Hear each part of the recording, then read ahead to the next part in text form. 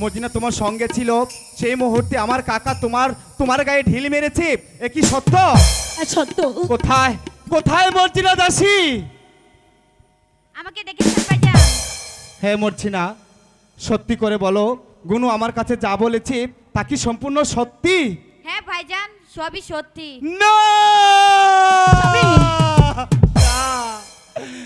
না, আমি যে কিছুতেই বুঝতে পারছি না কাকা সেখানে গেলেন কেন? স্বামী, আমি আপনার কাছে একটি কথা বলবো। বলো গুনু, তুমি আমাকে কি বলবে? আপনি একটি কাজ করুন। বলো, আমি কি করব গুনু? স্বামী, ওই যে বকুল গাছ, ওটা আপনি কেটে ফেলুন। গুনু, ওটা কেটে দেব? হ্যাঁ ঠিক আছে, আমি তোমার কথাই বিশ্বাস করলাম, কিন্তু আমি ওই গাছ কাটাবো কাকে দিয়ে গুনু? স্বামী, ওই পাড়ার মানিক আছে না, তার কাছে যান।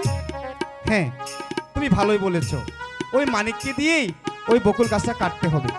ঠিক আছে, তুমি এবার মর্জিনাকে নিয়ে তুমি রান্নাটা সেরে ফেলো, আমি যাচ্ছি মানিকের খোঁজে, ওকে দিয়ে আমাদের বকুল গাছ কেটে ফেলবো, তখন আমাদের আর কোনো চিন্তার ভাবনা থাকবে না। ঠিক আছে, চলো চলো মর্জিনা দাসী।